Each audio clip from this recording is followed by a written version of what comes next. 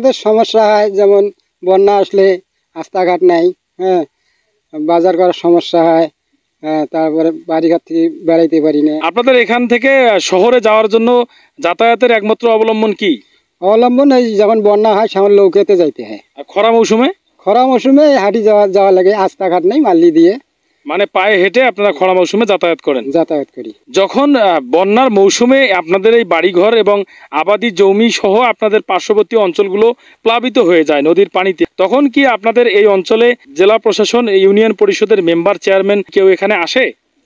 মেম্বারতে তো মেম্বারে বাড়িতে থাকে উঁচা জায়গাত, হ্যাঁ, আর চেয়ারম্যান তো ইলেকশনের সময় আইসে যে আস্থা দেব, অমুক করব, নদী বাঁধ ধরবো, হ্যাঁ, পরে যখন ইলেকশন হয়ে যায় পরে আর ওরা এগুলো খোঁজ খবর নেয় না। আর বন্যার সময় যেগুলো আর কি তেরানের মাল আইসে, হ্যাঁ, উপজেলা থেকে আইসে, হ্যাঁ, সেগুলো ওই দিক দেখি আমরা বড় বড় চাকা তো ওই পাকে আসতে পারে না, সেইখানে আমরা বিতরণ করে চলে যাই। জি ভাই, আপনার নাম কি? মোহাম্মদ রিপন মিয়া। আপনি কতদূর পড়াশোনা করেছেন? আপনার বয়স কত? আমি ক্লাস 8 পর্যন্ত পড়ালেখা করেছি। আমার বয়স হচ্ছে 19 বছর। আপনি ক্লাস 8 পর্যন্ত পড়াশোনা করার পিছনে কারণ কি? আপনি কেন আরো বেশি পড়াশোনা করেননি? এই আমাদের স্কুলে যাইতে চাইলে আমাদের আর নদী, খাল, বিল এগুলো পার হয়ে যেতে হয়, অনেক দুর্ভোগ। তখন বন্যার কারণে পরীক্ষা দিতে সমস্যা হয়, পড়ালেখার একটা ঝামেলা, কারণে মানে সরকার আমাদের প্রতি নেয় না, আমাদের এখানে পুলিশ প্রতিষ্ঠান নাই, এই কারণে সমস্যার কারণে আমরা বাদ দিছি। আপনার কি পড়াশোনা করে ভালো চাকরি করার বা প্রতিষ্ঠিত হওয়ার স্বপ্ন ছিল না? স্বপ্ন ছিল অনেক, কিন্তু আমাদের এই যে এই সমস্যার কারণে আমাদের জীবনে আর কিছু হলো না। এখন সরকার যদি আমাদের এই নিয়ে কোনো নিয়োগ না দেয়, আমাদের কিছু করার নাই। আপনার পরবর্তী প্রজন্মকে নিয়ে আপনি কি শঙ্কিত? আপনার পরবর্তী প্রজন্ম কি শিক্ষিত হতে পারবে? আপনার সন্তানকে আপনার স্বপ্ন পূরণ করতে পারবে বলে আপনি মনে করেন? এখন এই অবস্থা থাকলে আমাদের সন্তানরা কিভাবে করবে? এখন এখানে একটা প্রতিষ্ঠান নাই, কিচ্ছু নাই, চড়া এলাকা, রাস্তাঘাট নাই, নদী, খাল, বিল এইসবে তো হবে না।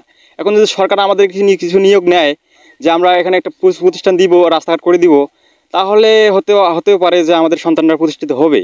কিন্তু আমাদের মতো হতে গেলে এরকম থাকলেই তো আমাদের মতো হবে। যে জনাব কামরুজ্জামান, আপনি কোন ক্লাস পর্যন্ত পড়াশোনা করেছেন? আমি ক্লাস 5 থেকে পড়াশোনা করছি। আপনি ক্লাস 5 পর্যন্ত লেখাপড়া করেছেন। আপনি কেন ক্লাস 5 পর্যন্ত লেখাপড়া করেছেন? এটা চর অঞ্চল, এখানে মনে করো যদি স্কুলে যাইতে চাই, স্কুলে একটা আছে দৌড়ে, নদী পার হয়ে যাইতে হয়।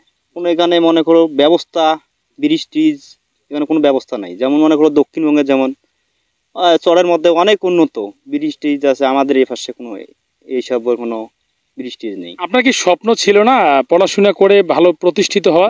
হ্যাঁ, আমার স্বপ্ন ছিল অনেক, কিন্তু দুর্ভাগ্যের কারণে তো আমরা। এটাকে কি আপনি দুর্ভাগ্য মনে করেন নাকি প্রশাসনের বা জনপ্রতিনিধিদের অবহেলা মনে করেন? হ্যাঁ, এটা আমাদের দুর্ভাগ্য না, এটা জনপ্রতিনিধিদের এটা অবহেলা।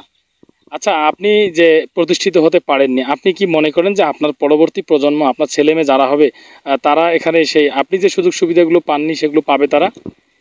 জানি না সেটা পাবে কি পাবে না, যদি এখানে উন্নয়ন হয় তো অবশ্যই পাবে। আপনাদের এখানে তো কয়েক হাজার ভোটার রয়েছে, তো ভোটের সময় নিশ্চয়ই জনপ্রতিনিধিরা এখানে আসে ভোটের জন্য? হ্যাঁ আসে, এখানে আসি তো অনেক কথাই বলে। ভোটের যখন সময়টা চলে, ভোটের সেই সময়ে কি জনপ্রতিনিধিরা আপনাদেরকে এই অঞ্চলের উন্নয়ন করার কোনো প্রতিশ্রুতি দেয় না?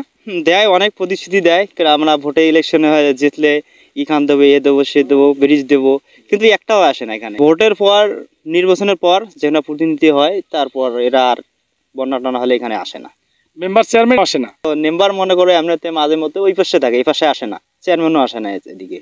ওদের অঞ্চলে ওরাই বিতরণ করে সবকিছু। আমরা তো শিয়াল কুকুরের মতন বাস করি, কেন সরকার তো কোনো কাজ করে না।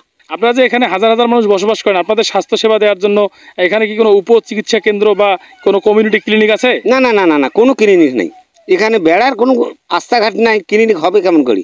আমরা শহরে বাস করি। আপনারা অসুস্থ হলে কি করেন?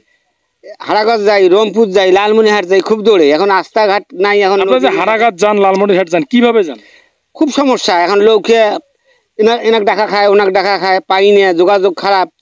কোনো মতো কখনো কি এমন হয়েছে যে যানবাহন সংকটের কারণে রোগী চরম অসুস্থ হয়েছে বা কেউ মৃত্যুবরণ করেছে? অনেকই হয়ে গেছে, অনেক হয়েছে। মৃত্যু গেতে গেতে রাস্তাঘাটে লোকে পায় নাই, রাস্তাঘাটে মারা গেছে। স্কুল কলেজ এখানে নাই, এখানে চড়ে, এখানে স্কুল কলেজ, রাস্তাঘাটে নাই, কলেজ হবে কেমন করি? আর দেবে কে? আমার তো লোকই নাই, সরকার ভোট নিয়ে চলে যায়।